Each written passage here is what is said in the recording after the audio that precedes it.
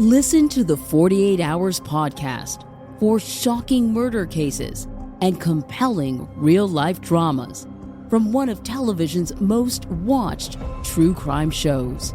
Go behind the scenes of each episode with award-winning CBS News correspondents and producers in Postmortem, a weekly deep dive. Listen to 48 Hours wherever you get your podcasts. Inspired by the life of the savvy and ambitious Colombian businesswoman Griselda Blanco comes a new Netflix original limited series. Griselda tells the story of a devoted mother who, with her lethal blend of charm and relentless savagery, creates one of the most powerful cartels in history. Witness Sofia Vergara's captivating transformation into the godmother of the underworld. Griselda, now streaming only on Netflix. Burn again, burn again, burn again, ABCs.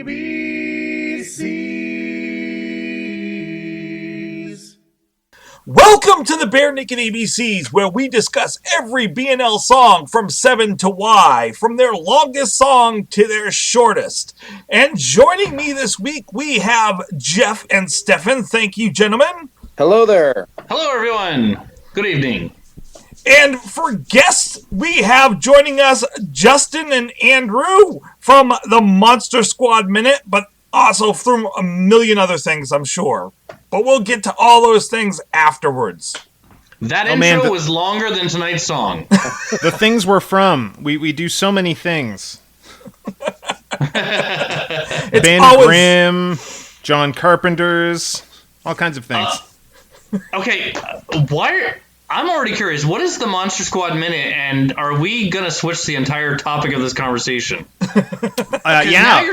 Now you're talking John Carpenter. These are my people. There we go. See, Monster Squad Minute. It's a movies by minute podcast in which we take the 1987 Fred Dekker movie, The Monster Squad, and break it down 1 minute at a time. So each of our 72 episodes are about only 1 minute of Monster Squad, but the episodes range from 15 minutes to half an hour when we talk about what's happening in that minute. And we've got a lot of great guests, including a lot of the original cast, and we have an amazing time, and it's all available for free right now on the interweb. Wherever your podcasts are sold. I am in heaven right now. It's great. Jeff, we've lost Jeff. Jeff is now... Does Wolfman in fact have Nat, or are we... Nards, right, Nards. Nards, yeah. I've never seen it. Oh, it's great. Oh, Stefan. It's a great film. I will have to educate you on that someday. Okay. Oh, I look forward to that, Tracy.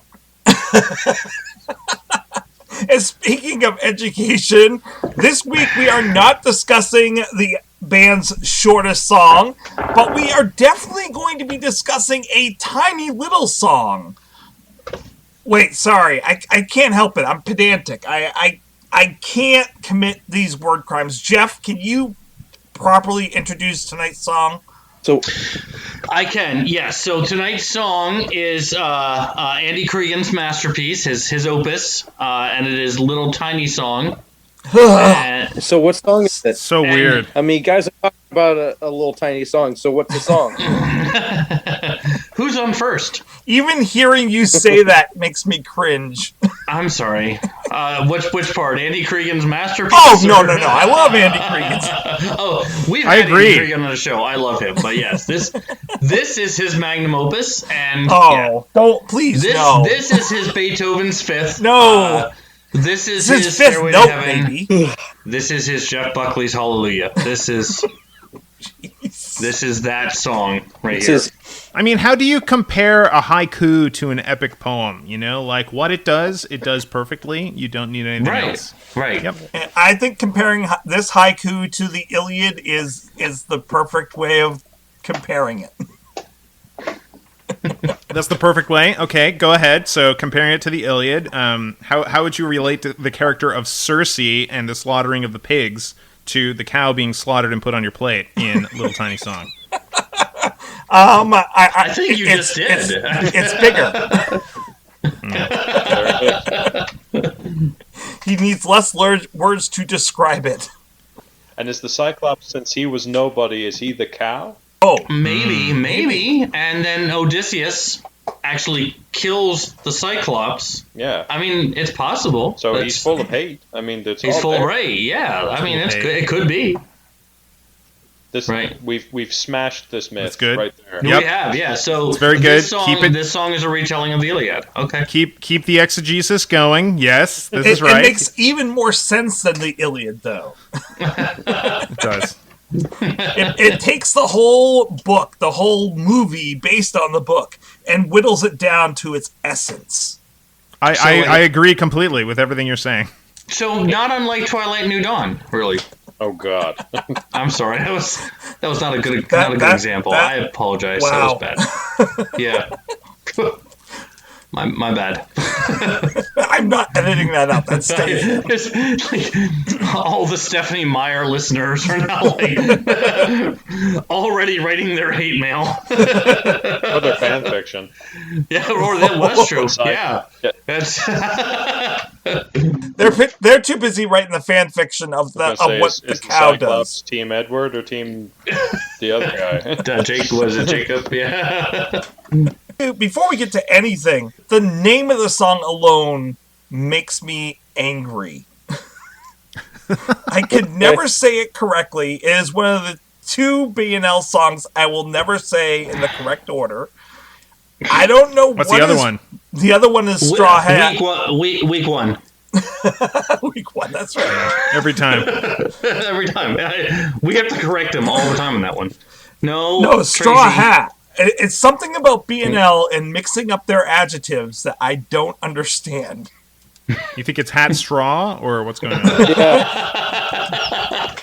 Well, isn't it Old Dirty Hank? Yeah, Straw Hat and Old Dirty Hank. See, Old Dirty Straw and Hat Hank? I can't say Old Dirty Hank well. Hank like, I have to think about it to get those words out. I want to say it's Dirty Old Hank. It's a play on another song. Right?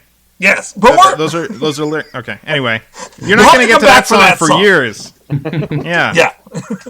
But this song, the adjectives are messed up in this song, and it drives me nuts. And I'm with you entirely. I have only ever called this Tiny Little Song. I've thought of it as Tiny Little Song to the point where when you mentioned this recording for this episode was coming up, could we come on and talk about Tiny Little Song? I'm like, wow, you're at the T's already? Your backlog must be insane, because L just came out.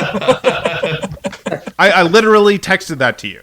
You did. We recorded 400 episodes last week, and it was insane, dude. It was. Your output is admirable. Yeah. Now, I think it was you, Justin, that had a take on this about where this comes from, though, and why it angers me so. Yeah, I'm going to just double check because I had it actually in our little text battle back when we were talking about it. But there's an origin. Because we were all shocked. Yeah, there's an origin to this. It's a reference, and you can cut out as much of this as you want. There it is. He doesn't cut out anything. There's a quote from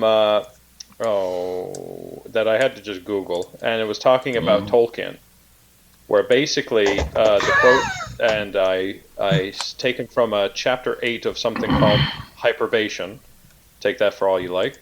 But it talks about the idea that Tolkien basically said the English language. Well, it was told to Tolkien that the English language basically has an understanding of an understood natural order to how we use adjectives.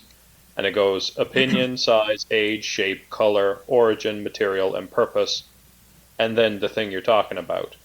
And it goes on to say in the quote, so you can have a lovely little old rectangular green French silver whittling knife, but if you mess with any of those words, you sound like a maniac. Mm-hmm. Which is why he was upset, because Tolkien wanted there to be green great dragons, but even when I said it just then, I almost tripped over myself trying to say it. You can have great green dragons, but you can't have green. You say I can't do it. Yeah, just interesting. So that's it. It's just a weird thing. You can't say "care may the devil" instead of "devil may care," but it's just It's just a natural understanding of the English language that's developed over time, apparently. Well, and it's one that we're not even taught in schools. It just naturally happens by being exposed to it for so long that people have these reactions. Now, I'm only going to say this based on where myself and Andrew are from, but in Newfoundland, I have heard adjectives thrown to the wind. Like, I have heard tiny little and little tiny in reference to things, but I think that's less about poor adjective use and more about the fact that when we're talking about great big things or small things, we always use two words for it. But also consider, like, this green and great are color and size, whereas great big or tiny little are synonyms. Those are the same thing. But it still feels like it should be tiny little song, or little tiny song, not tiny little song. And I don't know why. No, wait, the other way around. I don't even know what I'm talking about anymore. No, you said it right. Like, you naturally went the right way the first time, and then you're like, no, I have to correct myself. Yeah. We didn't have to. Yeah. Right. I don't know. I'm just absolutely amazed that we're talking about frickin' Little Tiny Song, and we've now referenced Homer and Tolkien. Oh, yeah. But that's because this is the great magnum opus of Andy Cregan. We've already said this. Well, and it's only Andy on this song. Literally, only Andy is playing on this song. What more do you need?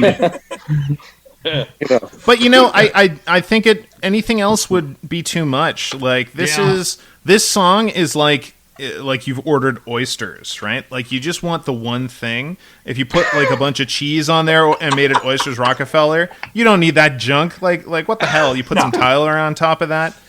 Like you just want one taste. This is an amuse-bouche of a song. Stephen Page was back there going, "Come on, I can harmonize on this," and Andy's like, "No, the people want what they want." Steve? Yeah, exactly. Steve, you sit down, Steve. Steven was like, "What if minute on this album? Then no one else is going to be on that." What if the cow can't hold down a relationship and is lying all the time? Steve. No, Could the cow be a parachuting artist? Shut up, Ed! This song is from Maybe You Should Drive. Is that the album? It is. Yes. It is. So was Steven on this album? Yeah. Oh, yeah. Oh yeah. Second album. Yeah. Is it really? Second album? It's more of a miracle that Andy was on this album because at this point, Andy had left and come back and kind of been replaced by Tyler because Andy was percussion before Gordon. He had left, gone on a thing, a World Youth Summit or something like that. Come back. Tyler was now percussion, and so he took over keyboards. But he was still, he didn't really feel like he wanted to be in the band or if that was where he should be, and he had other opportunities. And so this was kind of like the last blast of Andy Cregan in the band. By the next album, he's gone, and we're down half a Cregan. Yeah. We've only got Jim. And Jim is punching above his weight on Born on the Pirate Ship, which is one of the things that makes that album so great. But it's interesting that Andy gets a solo song on Maybe You Should Drive because it's kind of his last gasp with the band until he comes back in Snack Time, Steven's last album. And Snack Time is a really great album, you guys. Oh, yeah. Well, I mean, can you really consider this as a big finale for Andy? I mean, it's how long is the song? A minute something? do you think that's a big hurrah for him? Well, it's all they would let him have. Hey, you're leaving. He goes out with a moo, We'll allow you have a song. Here, I wrote it for you. It's 3 stanzas. A minute 30. Or maybe it was like, hey, guys, remember you promised me a song? I've got it all here. So here's Ed's part and here's Steve's part. And they're like, oh, Andy, are you still here? Yeah, we've only got a minute left on the album. What can you do? Make it good. And Andrew, I like the fact that you mentioned his trip to Uruguay because that's actually where he wrote this song, was in Uruguay. Sometimes when you're writing your masterpiece, you just need to get away. Like you gotta be, you gotta get out there where the muse hits you. And there's a lot of Uruguay in the subtext. I feel. There really is. Yeah. Amidst all the Homer and the Tolkien, I'm definitely feeling a lot of Uruguay's traditions and culture in this piece. I think it really affected the music. Yeah. I definitely, yeah. There must be a lot of emotionally unstable cows in Uruguay. Well, this was the time of mad cow disease. Oh, Matt. Yeah, that's why they're furious. Yeah, they are. Yep. Okay, is that where this comes from? Like, I've always wondered. Maybe you guys know because you know Andy Cregan more than I do. Like, is he vegan? Like, when I was a kid, listening to this, I always assumed this was kind of a vegan tract, right? Yes. Like, you're putting a cow on a plate. Yeah, he is vegan. Yeah. Yeah, there you go. So that's what's going on here, right? So, you know, I don't know. Do we want to talk about the lyrics? I bet there's a lot of people listening to this Bare Naked Ladies podcast who are like, "What are they talking about?" Oh yeah. By the way, if you've never heard this song before, here's a quick snippet. Actually, you know what? No. If you've never heard this song before, here's the whole thing.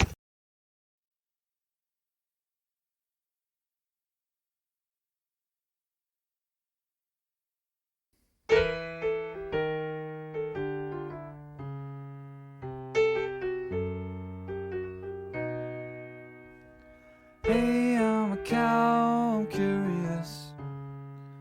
Hey, watch me now, I'm furious.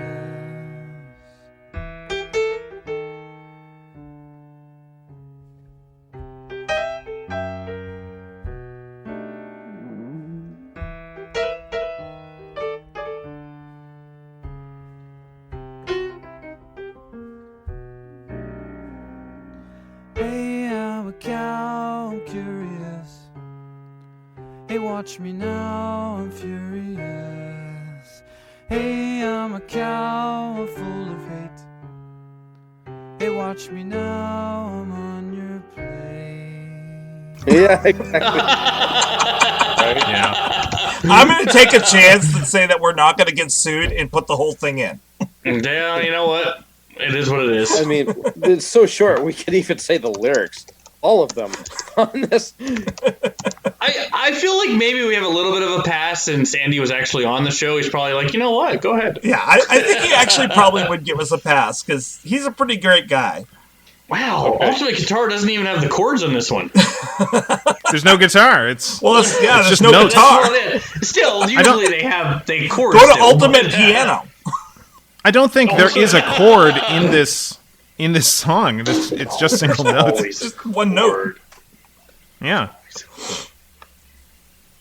But I mean, I love this song. I have to say, skipping to the end, this is a great song. He's not lying. Like this was his go-to song. Like anytime. It's a go-to song. Oh, karaoke. This was my first dance at my wedding. Second. The song does sound like a horror Second, song. okay. To me, What was the first? Definitely sounds like a horror song. It sounds like a horror song. Yeah. Before the cow To me, it kills you. sounds like it's a song that could easily be played during Halloween. And the instruments and stuff kind of give that spooky vibe. Yeah, you just change the moo to boo. You're right there. Yeah, exactly. Chords for little tiny song. Yeah, I was expecting Aaron to be here tonight, so I didn't even bother looking up.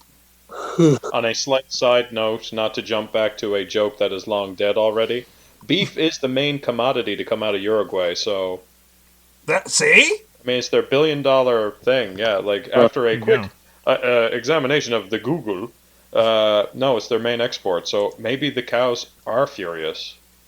That's really interesting, and you know, not to veer into too serious, but riffing off what you're saying, Justin. Just this week, I think Epicurious, the recipe blog, announced that they would no longer be publishing beef recipes because the destruction of rainforests in southern countries to provide beef farms is so catastrophic for the climate. They're trying to, discourage the eating of beef anyway. So in that respect, this song is actually very prescient, as scientists have long been saying that cutting out beef is the best thing that a single person can do to affect climate change, as the rest of it is more corporate. All that methane. End of rant. Methane, and also they're burning rainforests to graze cows. Gosh, if you guys are talking about methane, I'm surprised I'm not like banned from everything. Right? I crank up just as much. Well, we meant to tell you, Stefan. In fact, there goes the ozone. So according to songkeyfinder.com, this is in the key of A minor and at 100 beats per minute. I believe. Does it last a minute? Yeah, I was just gonna say, does it get to 100 beats? Really? Wow. I don't even know if it does all 100 beats in there. It's 1 minute long, so it must hit all 100 beats. It's exactly 100. But they don't play this very often in concert. And you mentioned before, Andrew, that, like, why do they need the other guys? I don't know if you guys listened to the live performance of this song that they did for the Au Natural tour. I sent it to you guys. So, of course, during the Au Natural tour, they did every single song that they've ever written on that tour, and this was one of the ones they did, but they didn't have Andy. So it's literally everyone except for who's in this song, singing this song. Ed actually sings it, but they're all playing it. I want to hear your opinions. What did you guys think of the full band performance of this song?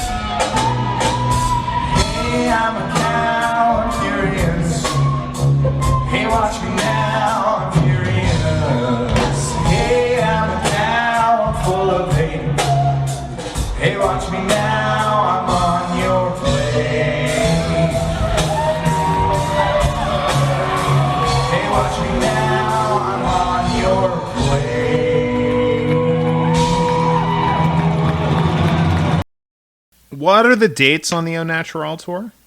2000 and... give me a minute. That's all right. So later anyway. It's like 2004.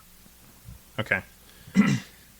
Yeah, I mean, it's fine, and in a live context, I love when they riff on their songs and take them apart and play them different.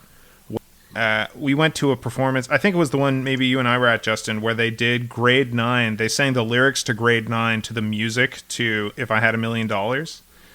And that was really great. Actually, it might be on one of their albums too. But it is. It's on Rock Spectacular. But so I love when they do that in context. Do I prefer it to the album version? No. I think that the song is really good in a very tiny, Spartan way. I think the adding everybody else, as much as I don't mind having... I agree with Andrew in the sense of I love it when a band takes their songs in new directions and stuff. I mean, for goodness sake, I just got finished watching an old interview of David Bowie talking about how he liked Nirvana's interpretation of Man Who Sold the World. But at the same time, at that very time that he was still on tour, because God love him, he was still going on, and unfortunately Cobain was gone, they had changed it into this like jazzy interpretation, like this new wave jazz kind of thing. And then I listened to that and I was like, good Lord. But I said, okay, it's his song. You do what he likes with it. In this case, less is more. And I mean that both for how they did it, the lyrics, the works. I mean, less is more. It was fine. Don't mess with it. I would agree. Don't mess with perfection. Yeah. There wasn't enough to mess with, for God's sake. I usually like it when B&L adds things into the song. Like if Kevin comes in afterwards and after a song's been written and adds things in, or, throughout the tour, they add things. I have to say, this is the exception to that rule, though. I do not like the live version of this song where they decided to... I don't know what they decided to do. It feels like they decided to start playing Grim Grinning Ghosts in the background on like 33. It's definitely a song that can be played during Halloween.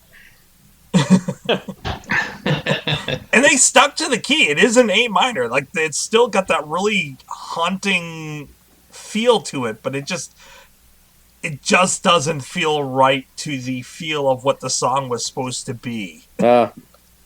So you said it was a minor song, key. So what key is it?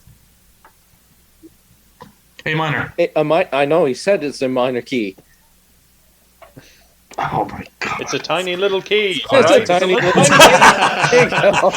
Who's on first? It's a tiny little joke. It's a little tiny song in a minor key. There's some songs. Eventually, we're going to tell you all that you need to know.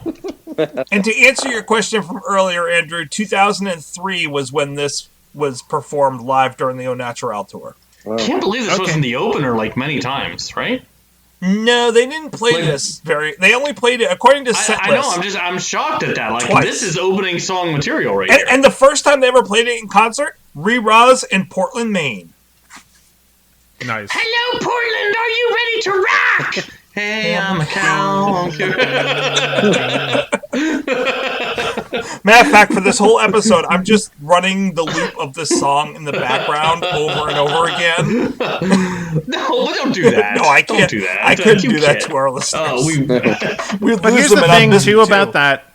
About doing a new version of that, and you mentioned Kevin, like, this song screams Kevin. Like, Kevin, he's got such a slight voice, like, when he does his thing. And he used to do that thing in concerts where he would do the Imperial March. He would perform the Star Wars Imperial March and sing Oops, I Did It Again by Britney Spears. And it was just this, and it was awesome, but it was really like, oops, I did it again. I blew up the sun. You know, he would murder this song. It would be great if it was just him with a keyboard. Totally. I don't know. That was a good Kevin, by the way. Thank you. That was really good. Thanks a lot, guys. I'm just happy to be here. See, we never get a chance to actually interview Kevin, so we're just going to have to invite you on and have an interview. You can ask anything you want. I'm always happy to talk to the fans. Oh, this is amazing. Kevin Hearn, ladies and gentlemen. Thanks for coming on. Oh, thanks, guys. That's really great. Wow. Oh, we're never getting them, are we? Oh, you'll get them now just so they can come on and say, I can't do it. So I don't sound anything like I don't sound like that at all. He's very imposing in real life, yeah. Yeah. He's like 7 feet tall.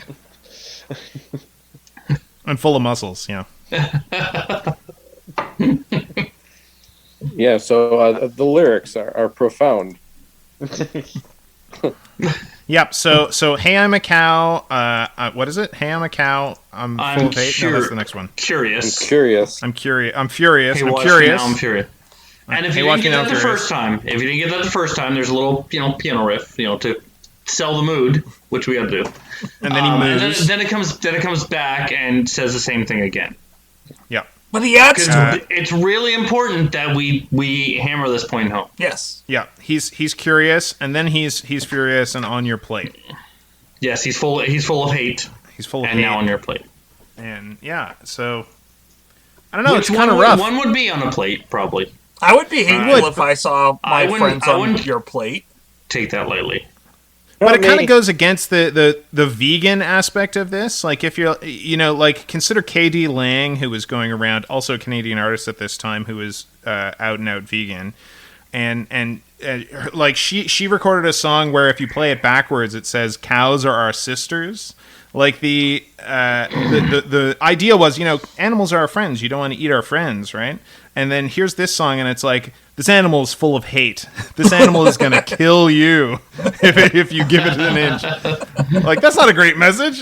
I don't want to save that animal. Well, I mean, there's nothing worse than going on a hike and being confronted by a wild, furious cow. It's true. In Uruguay. But he wasn't confronted. He literally was sitting in the cow pasture in the meadow, looking over the fence, and like that's how he thought of this song. Was he just looked at a cow and it inspired him. Stop. Is that true? We can't let this story go. Stefan, have you actually been accosted by a cow? No, that's kind of the facetiousness of the story. Okay, He's lying. I thought there was like a true story here where you knew from experience that you don't run into a vicious cow, in its environment. I've never heard of a wild cow or a wild chicken in my life. I didn't So know where there was did a they story come behind from? this. I mean, there's boars. I'm going to back Stefan up on this one because obviously you've never attended Bovine University. I've not. As the Simpsons have already quoted, I mean, Timmy, if you let it, a cow would kill you and your family, your whole family, if you gave it a chance. Maybe in a stampede, I could see that. Like, if it was a stampede, that's dangerous. Like the Calgary Stampede? Yeah, right. I went to Bovine absolutely. University, and I got filled with bovine defecation. Oh, really? This story sounds like it's a load of bull. That's exactly what I said. Bull, let's hoof it on to the next. Yeah. I can't like hoof and mouth disease. Wow. How long does this podcast have to go for? We better stop it soon. The stakes have never been higher. That is good. Oh. I am utterly incensed. Oh, man. This is what happens after a year of being locked in all our porterhouses. This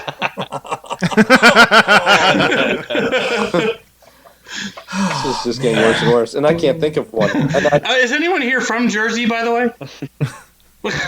Sorry. That was a roundhouse attempt. You know that New Jersey can't grow anything. I mean, I'm sorry. I'm sorry. I've been doing a lot of running today. I just have very tender loins. That's gracious. That's pretty bad. All right. Well, getting back to the song. So Andy, when we talked to him, actually referenced this song, and he said that this song is aptly named, but not because of the length of the song, but almost as like a thumb your nose at the band, because that's about the amount of length that they let him put into this album. Was little. Oh my tiny gosh! song. Really?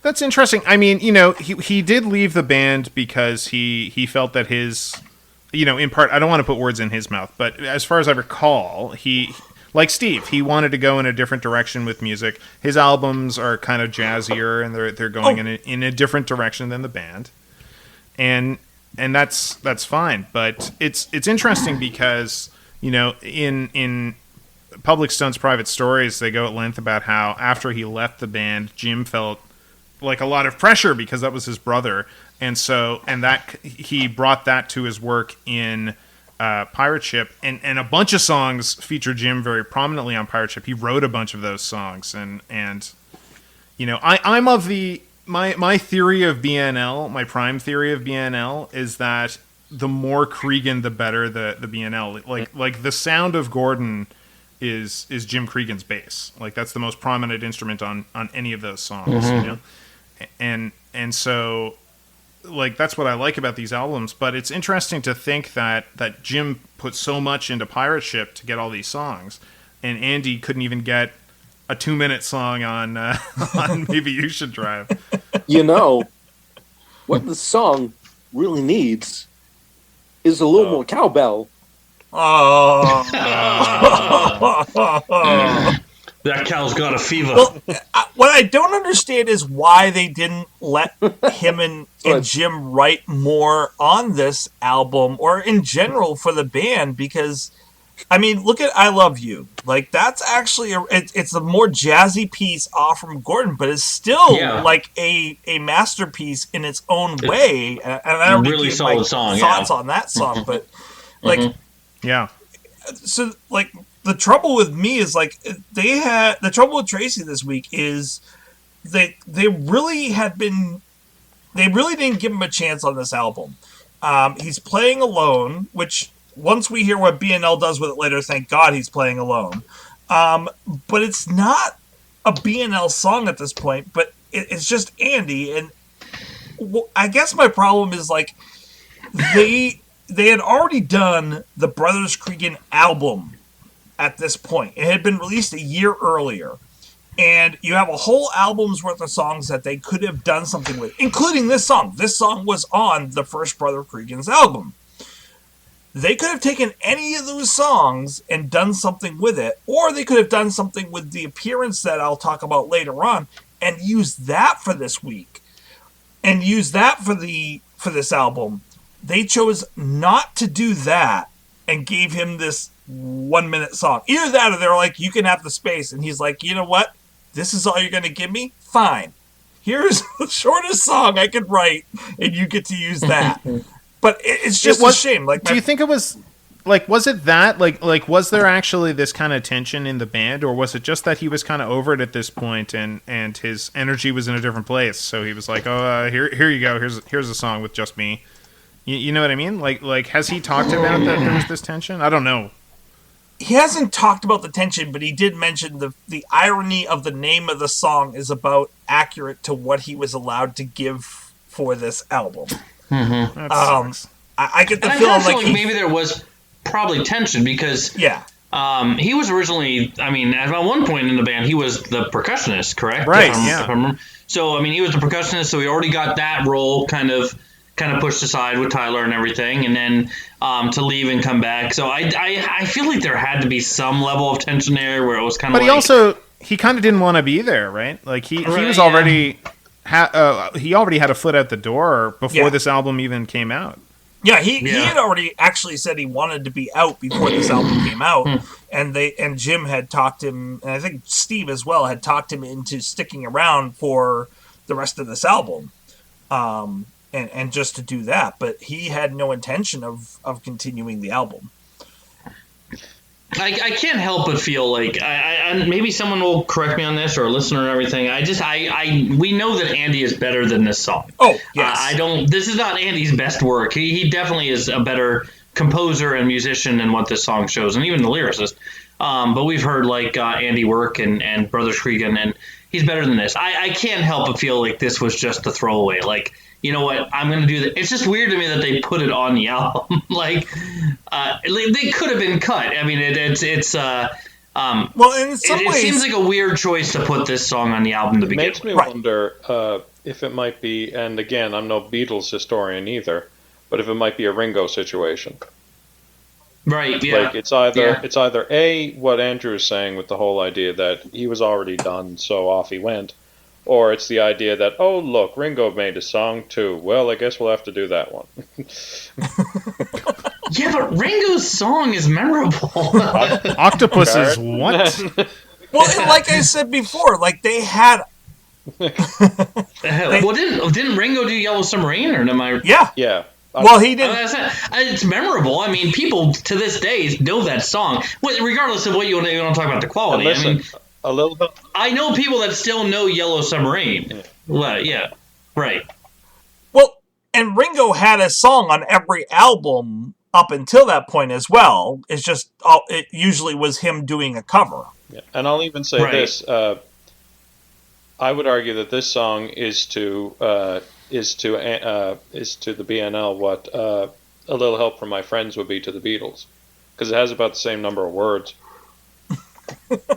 They're like literally 3 stanzas, and even though 2 of them aren't the same, they're just only about... stand up and walk on me. Yeah. But the other thing I have a problem with this song, though, is where they put it on this album. Like, it does it a disservice just where they put it on the album. Yeah, like, if you're using this as the aperitif of the album, like we're going to give you, like we have some really high-paced songs, this is our little bit of a down to give you a break and kind of bring the heartbeat down and then bring... It follows Am I the Only One? Mm-hmm. Like, how is that... Like, that makes the song even more unbalanced and depressing.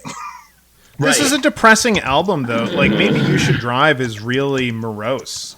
Yes. You know, like, and I always liken their first three albums to adolescence. Like Gordon is a kid album. Like, it's great for kids, and it's got kid energy. It's talking about being in grade 9 and stuff.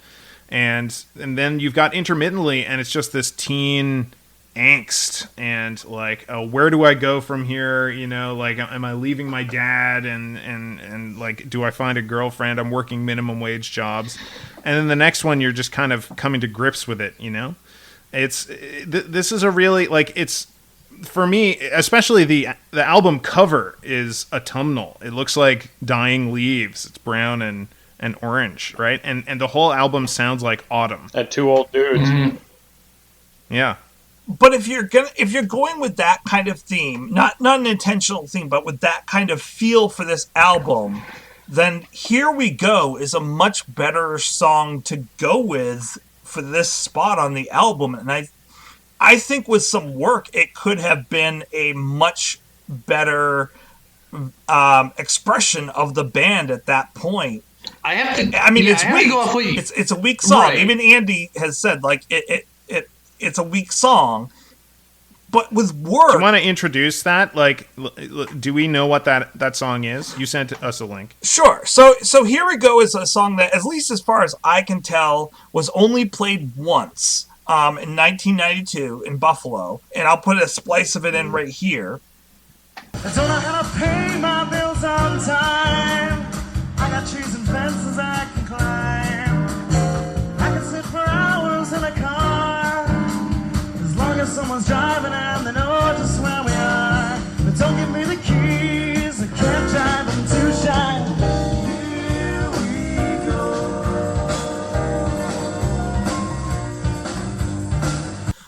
It was written by Jim and Andy. I actually wrote to Andy. I said, Andy, what can you tell me about this song? Because no one can, it's never been recorded other than at this concert. He said that he and Jim wrote it, and he's like, I had a really hard time listening to this. It has a really fun ending.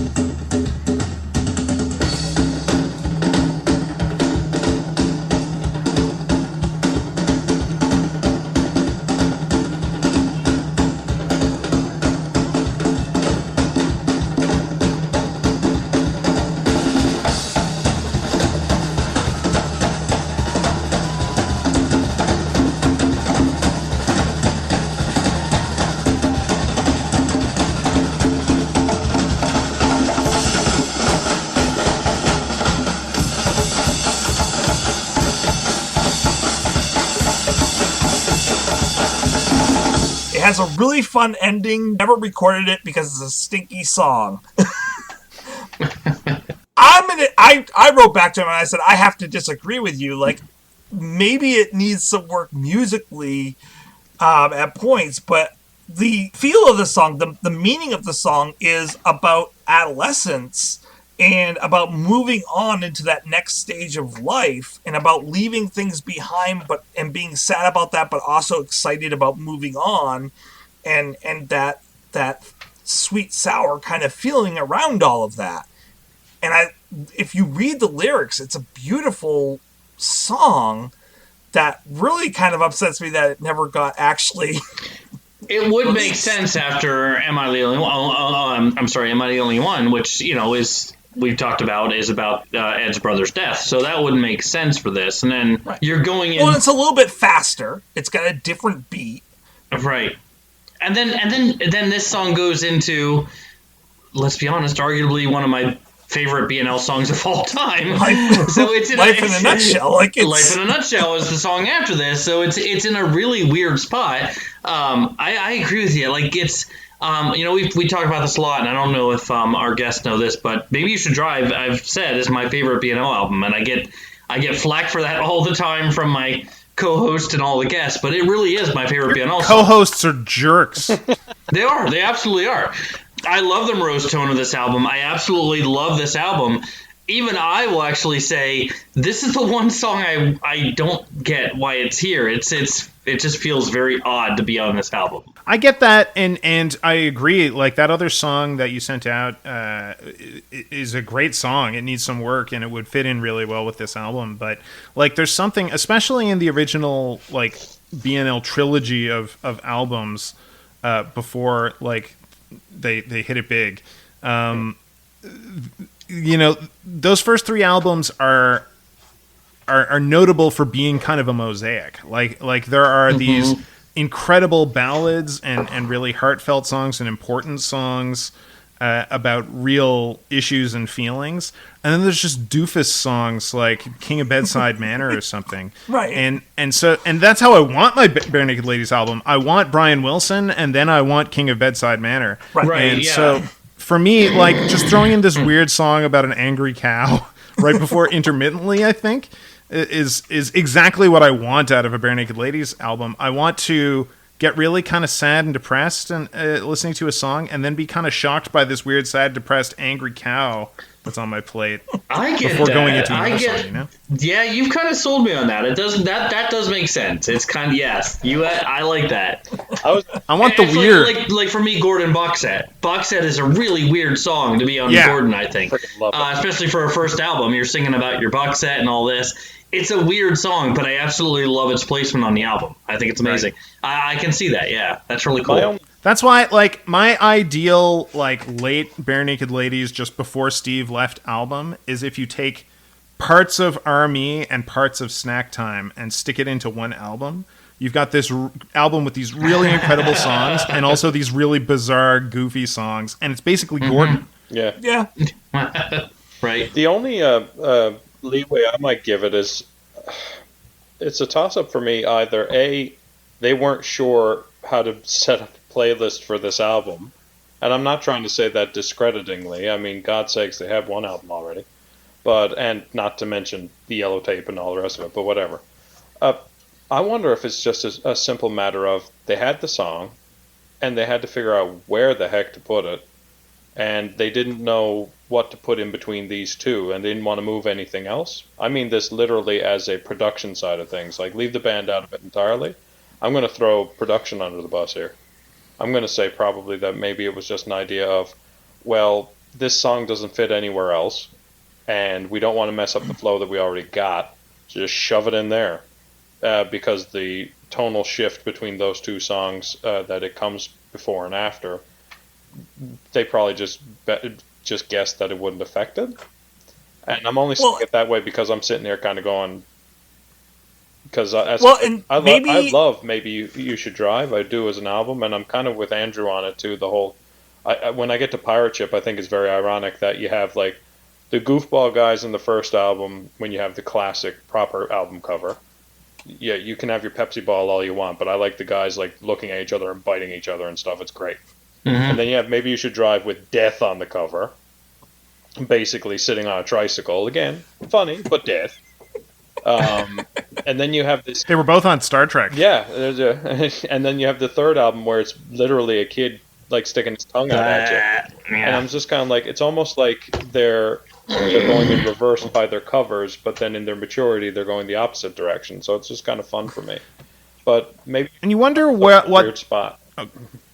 You wonder what the mentality of the band is too, because like I don't know how you guys feel about these three albums, because like Stunt was the big breakthrough in the States, but like Gordon was one of the biggest albums in Canadian history when it came out. That album was everywhere, and like so they were following up kind of a mega hit with this, and a lot of these songs are their old stuff. It's from Buck Naked or the Yellow Tape or whatever. And then the rest of it, they're trying to figure out, like, oh, crap, like maybe there's some pressure on them to do this. At the same time, they're trying to keep the band together. Andy wants to get out of there. Can they be the right band if Andy isn't there? They've already replaced him. Like, who knows what the mood is in that studio when they go to put this together. And maybe that comes across in the morose attitude on the album. I don't know. Well, I think a lot of it was, like, a good portion of this was written during the tour with Gordon, and they were getting really tired. Like, they were writing separately and solo a lot on this album because they were really tired. And they were all touring, and they were spending 22 hours a day with each other, and, like, the songwriting was the only time that they had part. So I think that affected it as well. Your interpretation really gave in, as a mega fan for maybe you gave me a new appreciation for it, though, because it does make sense that they were trying to follow up this mega hit that was Gordon with Brian Wilson and If I Had a Million and everything, and Yoko Ono. So they were trying to follow that up, so they're using old songs and everything. I do think that what they took out of that, this is me personally, I know not everyone agrees, but I think they did create a solid album. Like, a lot of my favorite B&L songs are on this album. And I think that actually, for what they had to work with and everything that was going on, that's pretty impressive. And I can see that in the process of trying to keep Andy and keep him interested. Putting this song on there, does make sense. I get that, too. Well, and maybe... And this is me trying to make a positive assumption, because my negative assumptions earlier came in and the conflict that may have happened. Or it may have just been, like, literally, this is in the age of tapes. We have 2 minutes left on this tape. What are we going to fill it with? Let's throw Andy a bone. Like, this is his last album. Let's throw him a bone. This is a song he wrote and has available and has ready. Like, let's get him... Maybe it wasn't even that. Maybe it wasn't even that. Maybe it was like, oh crap, we're like 2 minutes short. And Andy's like, how do we come up with a song that's 2 minutes? And Andy's like, I've got just what you need right here. Like, he already had the song in his back pocket, right? Yeah. It's my parting gift to you. Do it. The epic tale of Uruguayan cow is what I'm going to leave you with. I do have to say, I do like the jazzy piano that he's playing during this. I always took it. I appreciate what others have said about it, but it always reminds me, I like the horror theme of it because it fits with the murderous cow, or hate-filled cow. But what it reminds me of is almost a black and white noir mystery. Oh yeah, I can see that. That's what if it wasn't for the fact that he's singing about a cow, I can actually picture some guy in a trench coat on a black and white rainy day just walking down. Some lady walking into the private detective's office, or I believe you mean dame. Some dame. Yes, right. Yes. Some cow. So anyway, Detective Slade, I have a case for you. He just looks up and says, "Moo." Detective Heifer. Moo. Well, before we get to rankings, I do want to bring up something that you guys brought up this week, and I did not want to leave this opportunity. Oh. You guys have written your own parodies of this song. Oh, I don't know. I mean, to an extent, I think that you have to. Like, there's only so many words in the Yeah. song, so like things fit into the song even if you're not intending them Right. to. Writing parodies of any song longer than this would just be insane, and nobody should do it. Exactly. Yeah. But Andrew, I heard that you had a really good one. I wanted to hear it. Oh, it's not good. It's just it was just at the time. It was the 90s. The death of Superman was a big thing. So it was, hey, I'm Kal-El, I'm Superman.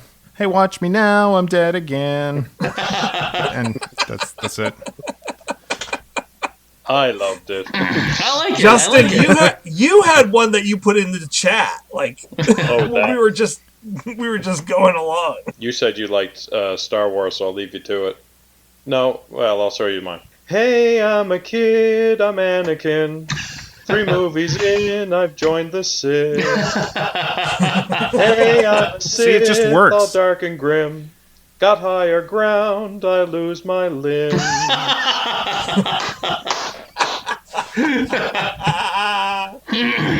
So That is good.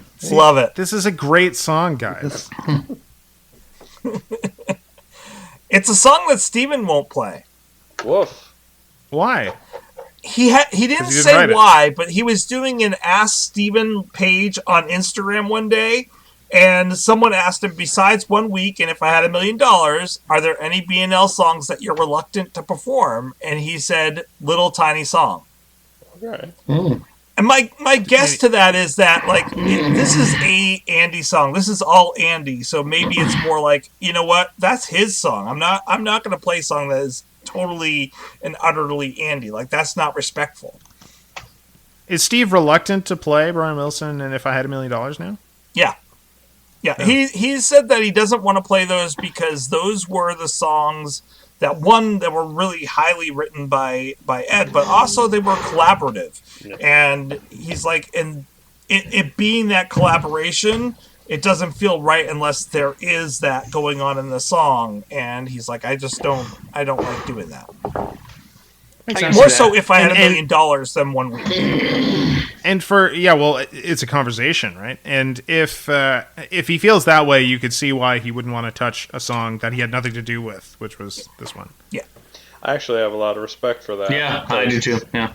There is a certain amount of, like, when it happens, that whole lightning in a bottle thing, like, whether you're recording it or doing it live, there's just certain songs that you need all hands on deck, or at least a close proximity. Like, sometimes you might have a new drummer whom, like, I always think about sometimes a band, like, replaces one member, and they can still do well AC/DC.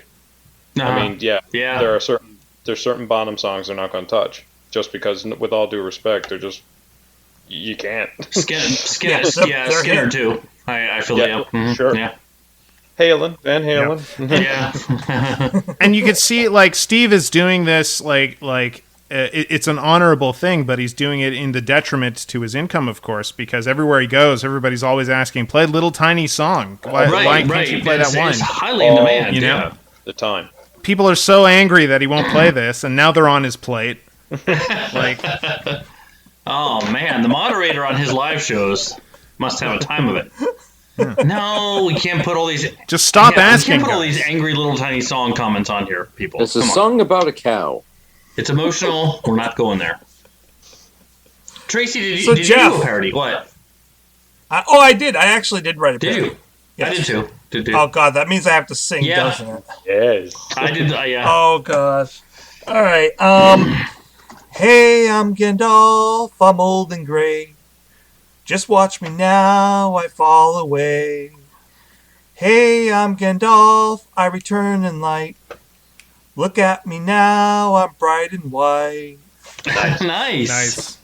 And brought it full 360 with the Tolkien. I like it. Yeah. Well, mine's weird now. I tried to do it with Star Wars and I couldn't make it work. You're welcome. Thank you. I appreciate it.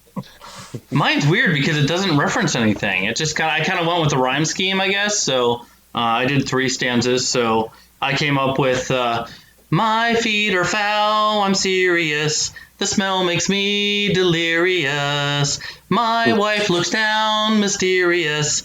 Can't lie, the smell's deleterious. Your feet are foul, she starts to curse. Hey, hold on now, your feet smell worse. That's what I can. Wow. We got a story. What's the saga? This is a saga. Yeah. The saga begins. Every week we're going to have a new part in the saga. Yes, we'll add to the feet smelling saga.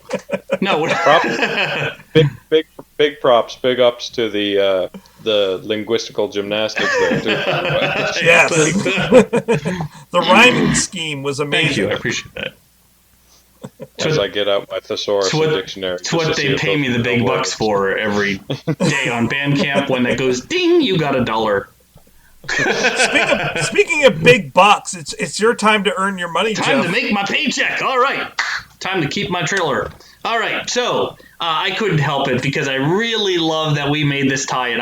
You guys made the tie-in. So we are talking about Little Tiny Song, and we have talked for over an hour, and we have referenced everything from Homer to Tolkien. So I think the rating scale should be 0 to 5 Tolkiens. So we are going with Tolkien's today. How many Ronald rules does this song rule? And you may have my axe. You have axe. So Andrew, let's start with you. Oh my gosh. I mean, I wish I could remember what I rated the other songs. I can pull that up. Hold on. Yeah, you pull it up. I mean, I think this song does rule. I am, I guess I'm sophomoric in that those first 3 albums are just all perfect albums to me. I love their later stuff plenty, but this is part of that, and it's part of what I love about Maybe You Should Drive. So I would definitely rate it highly.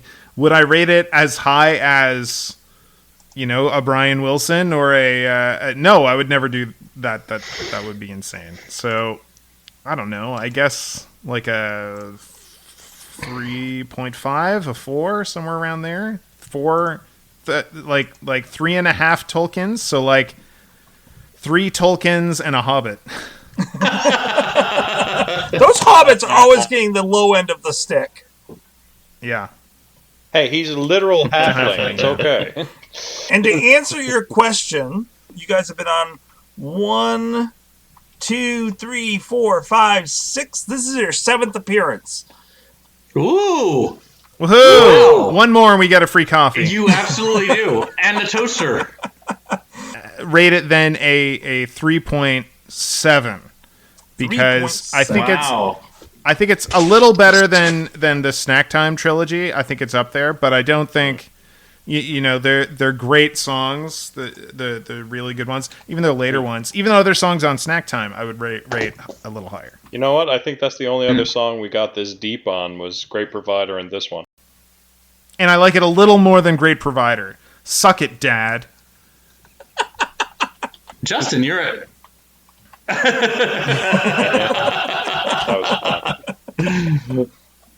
Justin, you would be next, by the way. You would be next. Did you? So, you read out his. You got mine handy? I'm curious. I'm curious, but I'm not furious. I do. Hold on 1 second here. No. I'm not full of hate at all. You don't know me. You don't seem to be full In fairness, you're hiding it well. He is full of hate. Is he? Oh, okay. Yeah. Well, he hides it well. He does. He hides it well, yeah. Might I also say, while you're looking, that I am delightfully impressed at your meticulousness. Like, this whole point thing that you're holding together on a piece of paper somewhere, that's great. It's actually on a Google Drive. So. You say impressed, I say incessantly annoyed.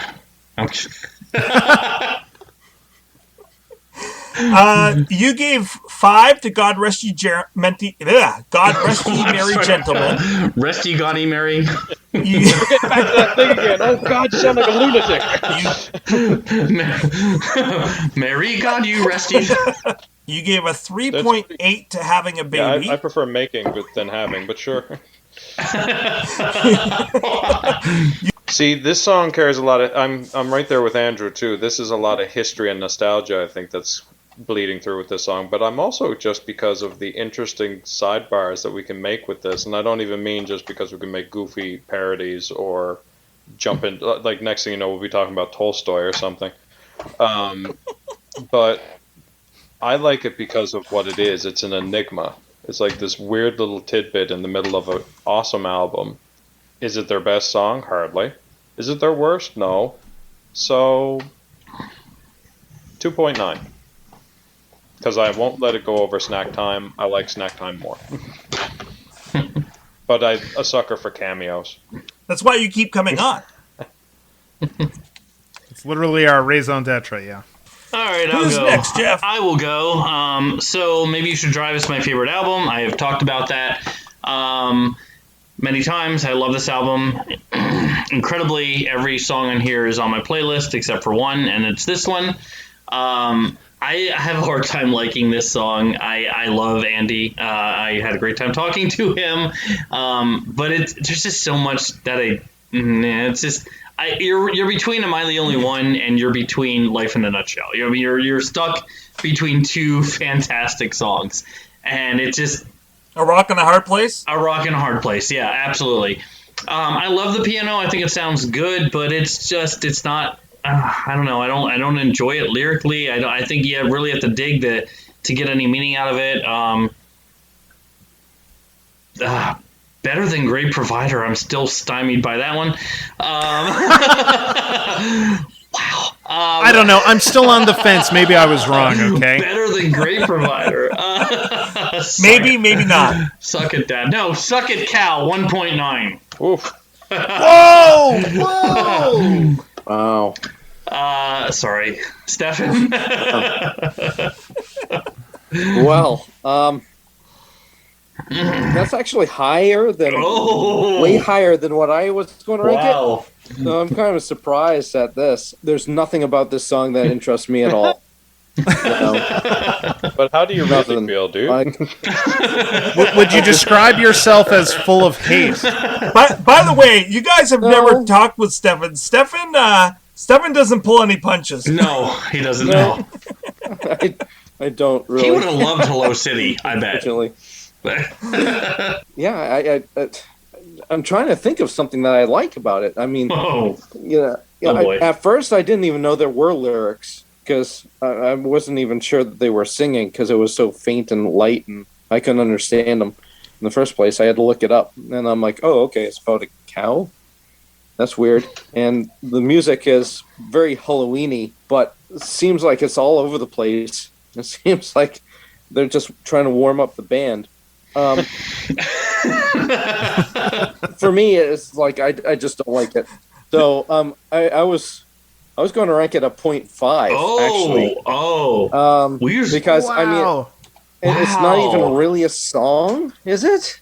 It's like noise. It's a little tiny song. It's right there in the title. No, it's a tiny little song. I think you just ranked this lower than House to Level.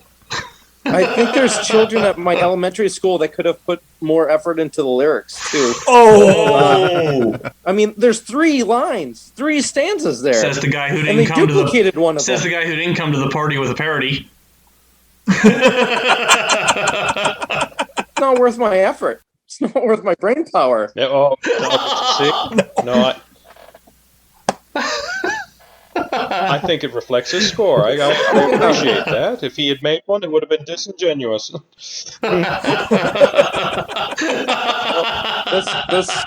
That's my opinion. Is that the lowest score you guys have ever had for a song? No. Definitely not. Really? No, definitely not. Nope, this is Stefan's lowest score. Oh. Yeah, I think it is. Aaron, however, gave Holly Jolly Christmas a 0.1. That is the record. 0.1. I'm with him on this. I love Bare Naked Ladies. I love their later stuff. I worship their earlier stuff. I can't do that Christmas album at all, man. Except for God Rest You Merry Gentlemen. That's a perfect. That's a fun. That was good. Yeah, I like Hanukkah Blessings too. I do like that one. But yes, that's fine. Yes, I'm not because they actually meant something with that song instead of saying Oh, we have a Christmas album? Yeah. I guess we better fill Right. it with screams Yes. and then put our classic God Rest You Merry Gentlemen on there. Put on your yarmulke. Speaking of telling us how it really is, wow. Wow. Wait, that's not Bare Naked Ladies, is it? No. I love that this song is all over the map with how we're ranking it. That's really This fun. is the most diverse I think I've ever, at least me, I've ever seen a ranking. This is crazy. Yeah. Tracy is probably going to give it a 5 and just really. No, I'm glad that we had Andrew and Justin on this week because otherwise we would not have a diverse approach to this one. I don't like this song. He plays it beautifully. He does a great job. He can write amazing songs. Do I think this is his best work? No. I get the message and I support the message he's trying to give. I just wanted a different song on this CD. I really wish that we had gotten Here We Go instead or something else song. that they had written with a little bit of B&L flavor. Give me real Jim and Andy with the B&L edition. I can't say I blame Andy for leaving at this point if this is what they're going to let him have on the album. Like, this is... Unless they were just trying to fill a 2-minute spot, like, he deserves more on this album. And I love his stuff. I love You. I love the Brothers Cregan stuff. So I'm not hitting on Andy on this one. I don't enjoy this song. I will never listen to it. I am not and never will be a fan of this song. So I have to give it a 2. Wow. We are all over. The way you sold that, I thought you were going lower than a 2, though. Yeah. Yeah, really. Yeah. It was. I can't. I mean, seemed lower than a 2. Average, though. I'm glad I went as high as I did then because, like, it is a nothing song. There's nothing to this song, but we wouldn't stop singing this song in high school. We were making jokes off of this song. If there was a piano nearby, we were starting to play the opening notes. Like, it's just because it's such a tiny song. It's a very easy song to just throw into a conversation. Right. I've always said too that music is emotional, so nostalgia plays a role in your ranking, and there's nothing wrong with that. That makes sense. Yeah. So. For sure. Yes, it should. Yeah. But I love that it's all over. Yeah. Meanwhile, Andy's like, I'm only coming back on the show if those guys are on. Yeah, this is the first time I've ever heard this song. So, Andy, I think I gave I Love You a 5. What did I give it? Yeah, I gave it a 4.8, and you gave it a 4.8. So, Okay. like, All right. yeah. I don't think there's anything on Gordon you should give less than a 5. And I think I gave less than a 5 to Hello City, Yeah. so oh well. 4.92. So you were. Gordon's my favorite. I'd be lower on grade 9 than that. Gordon's but my favorite album, and that to me. Well, you're talking to two people who performed grade 9 at the high school talent show. And So I'm not saying I like grade 9. I don't think I'd put it at a 5. We were like in grade 11 at the time, but you know, whatever. I can't play anything. I'm not musical. We do have a person that wrote into us this week. Tyler Harper gave us his take on the King of Bedside Manor. He gave us a couple-minute exposition, and so I will put that in right here. Oh, okay. Hello, everyone in the B&L world. This is Tyler from Canada. I just wanted to go through my analysis of the King of Bedside Manor. I'd mentioned before that I have always seen the King of Bedside Manor being a person who is in an insane asylum or some sort of mental hospital, much like if you looked at, let's say, Nurse Ratched or One Flew Over the Cuckoo's Nest. That is the world that I see. So let's go through the lyrics. So I'll be as quick as I can on this, but I didn't want to type it out. It just takes too long. So, he's not the type of man, he's not the kind of man who likes to see the world around him crumble to a ball around his feet.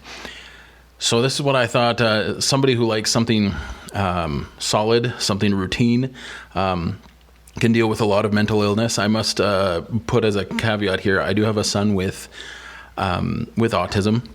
And there's one thing that he loves is being at a place where he knows is safe and knows is familiar to him. And he's not the one to go outside of that. continuing on, but he's always ready. He's always set. He's always well prepared. He's the most peculiar man you'll ever meet. And just like my son packs so much stuff, he's always set. He's always prepared for anything because he just packs so much stuff. Some people might call it a hoarder. So, he's not the king of bedside manner. A little joking way of turn of phrase. He's not the Tom Jones that lived next door. He's not the king of bedside manner. No, he hardly even lives there anymore. We won't go through the chorus every time.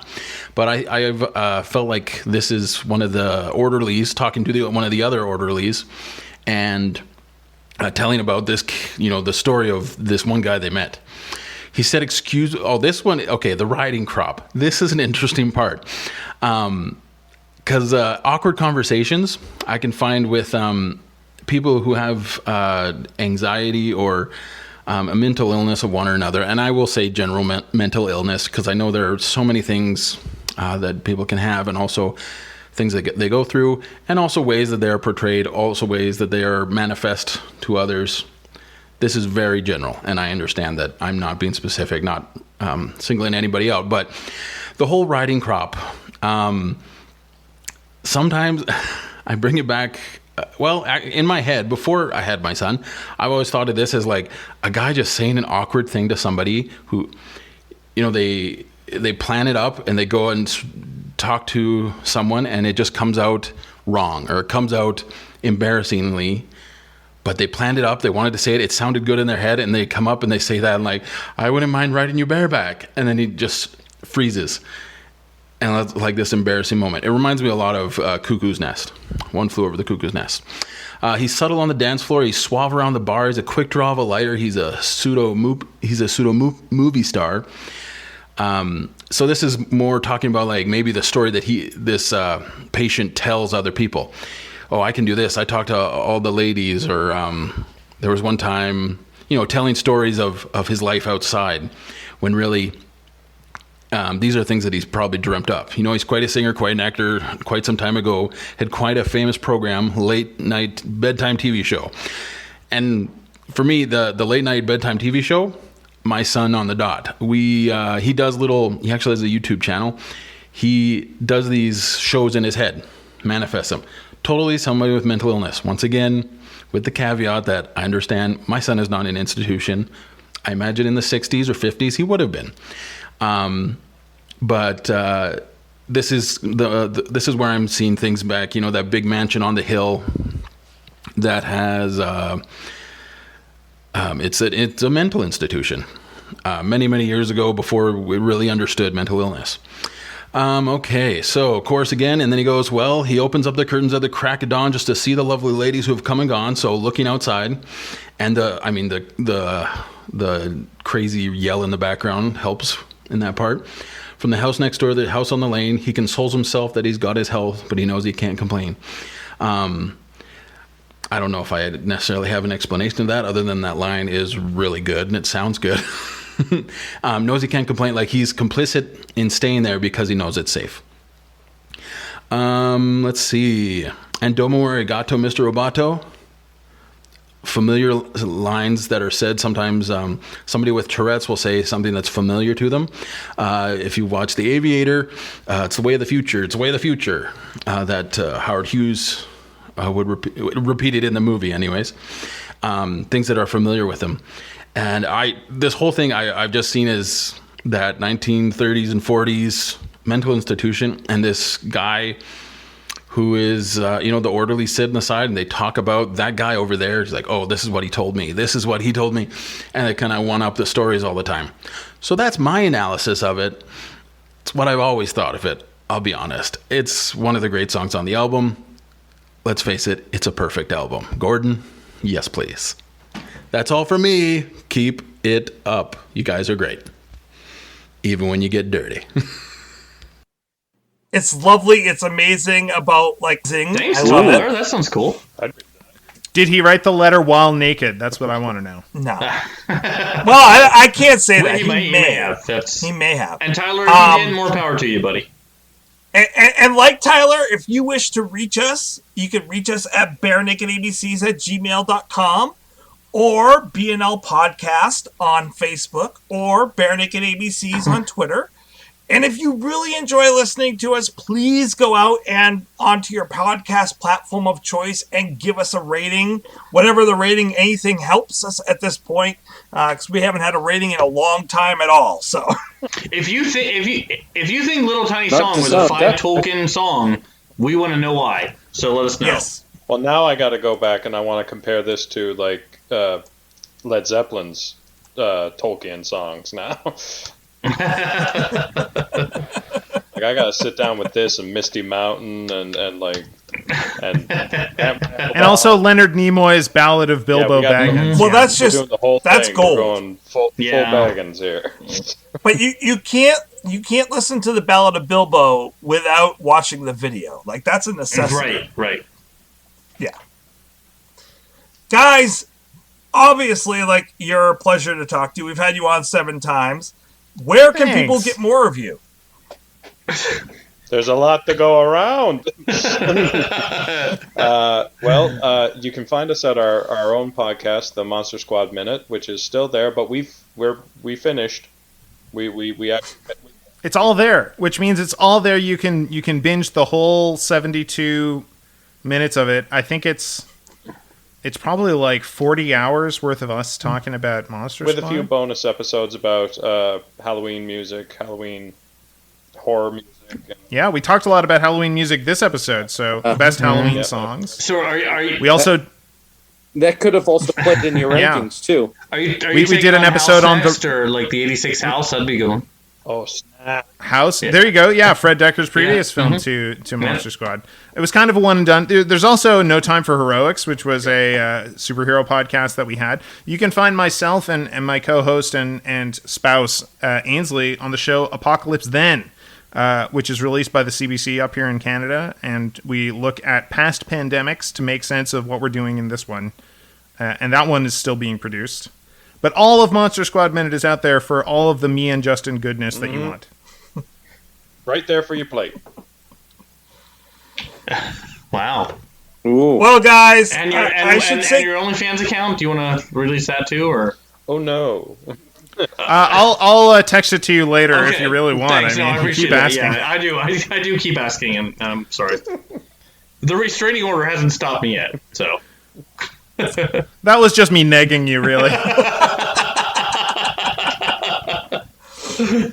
Well, guys, it has been a pleasure having you on, but I should say goodbye to you. Pun landing in 5, 4, I mean, you guys 3. came here live to interrupt with us, and you guys live all the way up Newfoundland, and I'm not going to tell the Border Patrol that you broke the quarantine to come record live, but you do have a long drive ahead of you, and it is a long way back home.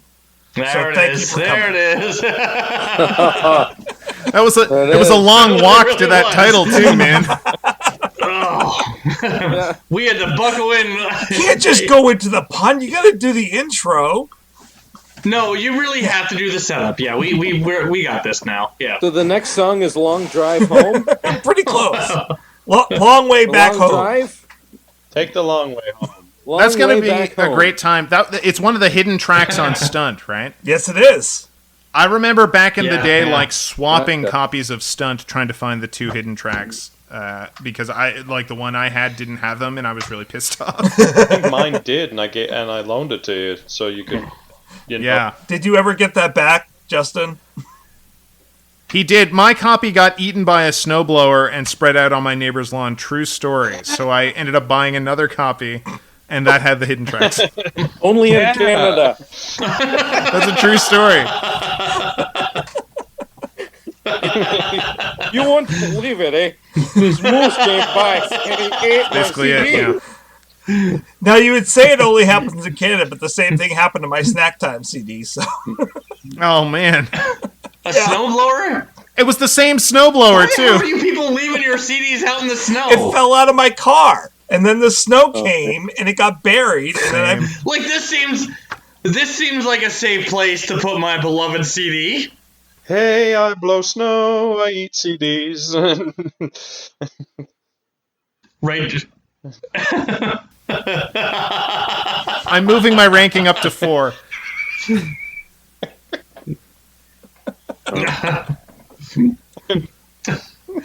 I thought the snowman would look really cool if he was holding the CD. Little did I know, a murderous snowplow. I thought it would be a nice snack for the snowblower. That Really that was pun snack hurt. time. It hurt us all, Tracy. I don't know why you do. I don't know why you do that. Yeah. Because you're so filled with hate, you have to lambaste us with your puns. Thanks, that was fun. Don't forget, no regrets, except maybe one. To celebrate joining Pantheon Podcasts, Rock Camp, the podcast, the official podcast of Rock and Roll Fantasy Camp, is giving away a guitar signed by Mike Portnoy of Dream Theater, Marty Friedman, formerly of Megadeth, and legendary shredder Zakk Wylde, plus our rockstar counselors like Vinny Appice, Monty Pittman, and more. To enter to win, simply follow, rate, and review our podcast on your preferred platform, and that's all you have to do. For more information, go to rockcamp.com/podcast.